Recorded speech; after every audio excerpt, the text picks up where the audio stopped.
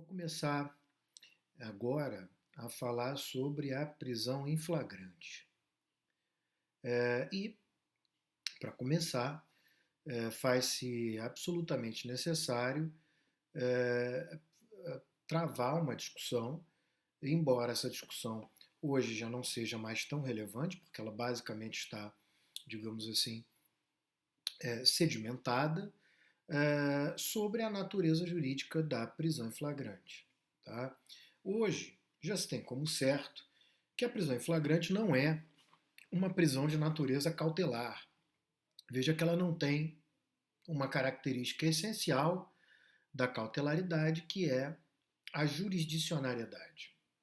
Ou seja, em outras palavras, nós não temos na prisão em flagrante uma determinação judicial para executar ou para manter a prisão. A prisão em flagrante ela é realizada por qualquer pessoa do povo, obviamente, e depois formalizada pela autoridade policial, mas qualquer pessoa do povo pode efetuar a prisão em flagrante. Então, a autoridade policial, quando tem conhecimento de um crime sendo praticado em flagrante ou que tenha acabado de ser praticado, ela deve efetuar quem esteja em flagrante delito, e qualquer pessoa do povo pode realizar a prisão em flagrante.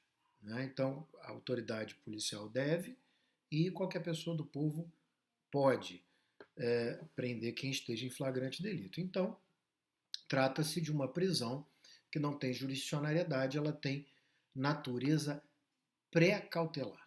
Tá? Ela é pré-cautelar porque ela provoca, como nós vamos verificar isso ainda hoje, ela provoca obrigatoriamente uma decisão cautelar. Tá? Mas ela não é cautelar, então ela é pré-cautelar. A pergunta seguinte, então, afinal, o que é flagrante delito que autoriza qualquer pessoa a efetuar a prisão e obriga a autoridade policial a efetuar a prisão? Então, o flagrante delito ele é classificado em três tipos, em três espécies. O chamado flagrante próprio, o flagrante impróprio ou quase flagrante e o flagrante ficto ou presumido. Então, compreende-se como flagrante próprio aquele que está descrito, previsto no artigo 302, incisos 1 e 2. Diz lá o artigo 302 o seguinte: considera-se em flagrante delito quem está cometendo a infração penal. E, inciso 2, quem acaba de cometê-la.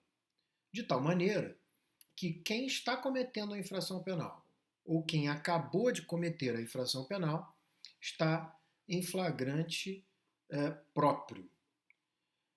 O flagrante impróprio, também chamado de quase flagrante, ele é aquele previsto no inciso 3 do artigo 302. Então diz lá o 3, né, o inciso 3, que considera-se em flagrante delito quem é perseguido logo após, e aqui embora não se diga logo após a prática da infração, pela autoridade, pelo ofendido ou por qualquer pessoa em situação que faça presumir ser autor da infração. Então, para que o sujeito esteja em flagrante delito impróprio ou quase flagrante, é preciso que esteja havendo uma perseguição, que alguém esteja no encalço dele.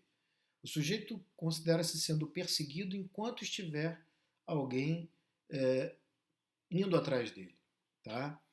Não se pode confundir, é importante dizer, não se pode confundir estar sendo perseguido com estar sendo procurado. Tá? Então, uma pessoa que é procurada, ela não está sendo perseguida.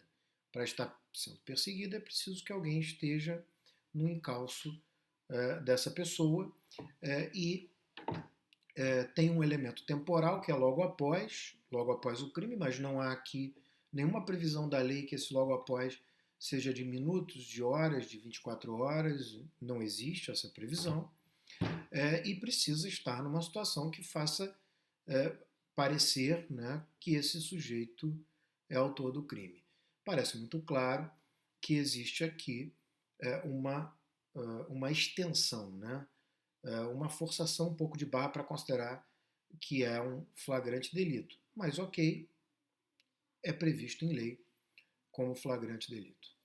E o flagrante ficto ou presumido, ele é aquele previsto no inciso 4 do artigo 302, que diz que considera-se flagrante delito quando o sujeito é encontrado, e aqui ele não é perseguido, ele é encontrado efetivamente, mas não basta ser encontrado, tem que ser logo depois da infração. Então, quando o sujeito é encontrado, logo depois, elemento temporal, sem precisar o que significa logo depois, mas logo depois da infração, com instrumentos, armas, objetos ou papéis que façam presumir ser ele o autor da infração.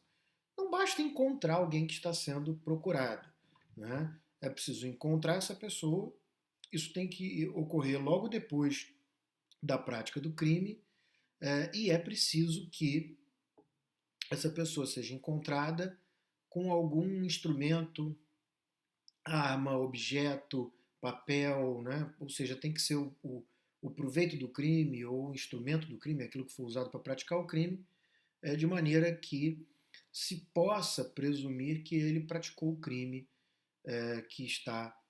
cujo autor está sendo procurado.